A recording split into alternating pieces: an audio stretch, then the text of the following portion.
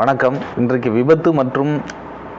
விபத்து தொடர்பான காப்பீட்டு நிறுவனங்களிலிருந்து எப்படி நம்ம காம்பன்சேஷன் பெறுவது உள்ளிட்ட சட்டங்களை பற்றி நாம் தெரிந்து கொள்ளலாம். நாளுக்கு நாள் பார்த்தீங்கன்னா சாலைகளில் வாகன பெருக்கம் அதிகமாகிட்டு இருக்கு. வாகனங்களுடைய எண்ணிக்கை அதிகமாகிறது.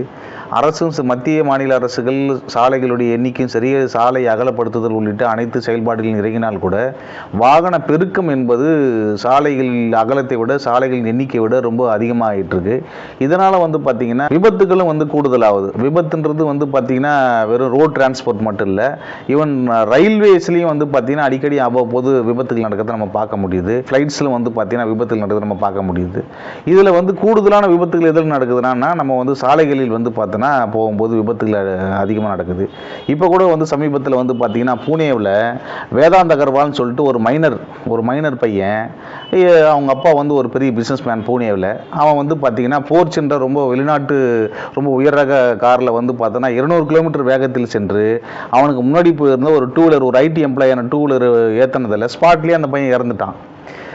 இடையில போலீஸ் அவனை அரெஸ்ட் பண்ணிட்டு ரிமாண்ட் பண்ணும்போது, மேஜிஸ்ட்ரேட் கிட்ட ரிமாண்ட் பண்ணும்போது அவன் எஸ்ஏ எழுத சொல்லி அவனை ஒரு 15 மணி நேரத்திலே அவனுக்கு பிணை கிடைத்து அது சமூக வலைதளங்களில் ரொம்ப வைரலானதை நம்மளால் பார்க்க முடியுது.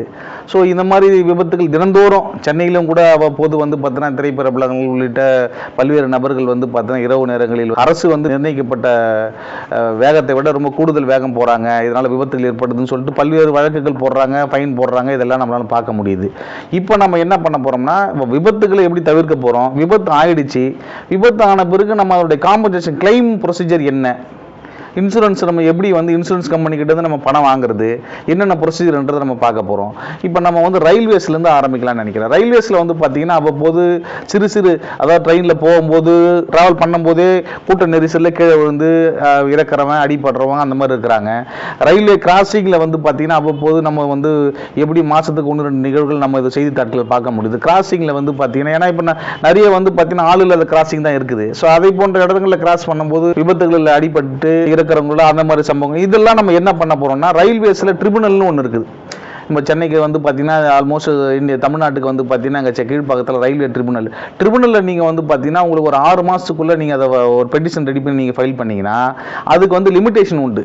விபத்து நடந்த ஓராண்டுக்குள் பார்த்தீங்கன்னா ரயில்வே ட்ரிபுனலில் நம்ம பெட்டிஷன் போட்டு ஃபைல் பண்ணோம்னா, ஃபைல் பண்ண பெட்டிஷன் போட்ட ஓராண்டுக்குள்ளே நமக்கு அவார்ட் ஆகிடுதுங்க. இதில் என்ன ஒரு கண்டிஷன் பார்த்தீங்கன்னா, அந்த பாதிக்கப்பட்ட நபர் ட்ரெயின்லேருந்து அடிபடுறாருன்னா அவர் you should have a valid tickets. அவர் ரயில்வேல டிராவல் பண்ணதுக்கான வேலிடான டிக்கெட் அவர் கையில் இருந்து அவர் அடிபடுறாரு, இல்லை விபத்துக்குள்ளாரு, இல்லை அதனால் உயிர் சேதம் ஆகுதுன்னா அதை நம்ம வேலிட் டிக்கெட் இருந்தால் நமக்கு கிளைம் ப்ரொசீஜரில் நமக்கு ரொம்ப ஈஸியாக கிளைம் அவார்ட் ஆகிறத நம்ம பார்க்க முடியுது. ஸோ இந்த மாதிரி நிகழ்ச்சிகள் பார்த்தீங்கன்னா நம்ம ரயில்வேஸில் இருக்குது. பெரிய விபத்து ரயில்வேஸில் ஆகும்போது அது அரசே பார்த்தீங்கன்னா காம்பன்சேஷன் கொடுக்கறத பார்க்க முடியுது. சப்சிக்வெண்ட்டாக அவங்க இந்த ட்ரிபுனல்ல என்ன பண்ணலாம்னா ஃபைல் பண்ணி அவங்களுக்கான காம்பன்சேஷன் பெற்றுக்கலாம்.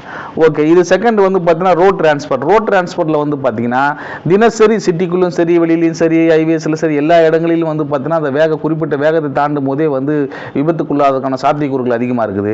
ஸோ தினசரி நம்ம செய்தித்தாட்கள் எடுத்தாலே சுற்றுலா சென்ற பார்த்தீங்கன்னா வேன் கவிழ்ந்தது, இல்லது ஈவன் ஐயப்பன் கோயில் சீசனில் பார்த்தீங்கன்னா நிறைய சாமிகள் ஐயப்பன் கோயிலுக்கு போட்டு ரிட்டர்ன் வரும்போது மலை அடிவாரத்தில் ரொம்ப கீழே இறங்கும்போது ரொம்ப ஃபாஸ்ட்டாக இறங்குறதால நம்ம பஸ்ஸோட அதாவது அதிக எண்ணிக்கையில் பார்த்தோன்னா விபத்துக்குள்ளாகிறத நம்மளால பார்க்க முடியுது. ஸோ இந்த மாதிரி விஷயங்கள்ல விபத்து ஆயிடுச்சு, அதுக்கு என்ன ப்ரொசீஜர்னா, செக்ஷன் 165 பார்த்தீங்கன்னா உங்களுக்கு ட்ரிபுனலில் பார்த்தீங்கன்னா நீங்கள் போயிட்டு நீங்கள் அப்ரோச் பண்ணலாம். தமிழ்நாடு கவர்மெண்ட் எல்லா இடத்துலையும் நம்ம போட்டிருக்கோம். அந்த ஜூரி செக்ஷனில் கோர்ட்டில் நம்ம ஃபைல் பண்ணிக்கலாம். ஃபைல் பண்ணிட்டு நம்ம என்ன நம்ம காம்பன்சேஷன், நம்ம வச்சுக்கிற வண்டிக்கும் இன்சூரன்ஸ் இருக்கணும், நம்ம எந்த வண்டியோட மோதுறோமோ அவங்களுக்கு இன்சூரன்ஸ் இருக்கணும். சரி சார், இப்போ நமக்கு இன்சூரன்ஸ் இருக்குது, எனக்கு மோதனவங்ககிட்ட இன்சூரன்ஸ் இல்லைன்னா, அப்போ அவன் மோதனை நான் ஹாஸ்பிட்டலைஸ் ஆகிட்டான், எனக்கு இன்ஜுரி ஆகிடுச்சு, நான் ட்ரீட்மெண்ட்டில் இருக்கிறேன், நான் எப்படி கிளைம் பண்ணுறதுன்னா அவனுக்கு இன்சூரன்ஸ் கண்டிப்பா இருக்கணும். இல்லன்ற பட்சத்தில் பார்ட்டி கிளைம் போட்டுக்கலாம். அந்த வண்டி ஓனர் பேர்ல பார்ட்டி கிளைம் போட்டு அவங்க என்ன கோர்ட் அவார்ட் ஆகுதோ அந்த பணத்தை நம்ம பார்ட்டி கிட்ட இருந்து கிளைம் பண்ணிக்கலாம். இன்சூரன்ஸ் இருந்ததுன்னா, தேர்ட் பார்ட்டி இன்சூரன்ஸ் இருந்ததுன்னா நமக்கு ஈஸியா நம்ம இன்சூரன்ஸ் கம்பெனிக்கார நம்ம வெரிஃபை பண்ணிட்டு நமக்கு அமௌண்ட்டை என்ன பண்ணுவான், கோர்ட் உத்தரவு பேர்ல நம்ம கொடுத்துடலாம். சரி, இப்போ இப்போ லோயர் கோர்ட்ல இப்போ பார்த்தீங்கன்னா தர்மபுரியில் ஒரு வழக்கு நடக்குது சார், அங்க ஒரு இன்சிடென்ட் நடக்குது. அங்க லோயர் கோர்ட்ல பார்த்தீங்கன்னா ஒரு 10 லட்சம் ரூபாய் ஃபைனல் ஆர்டர் ஆகுது.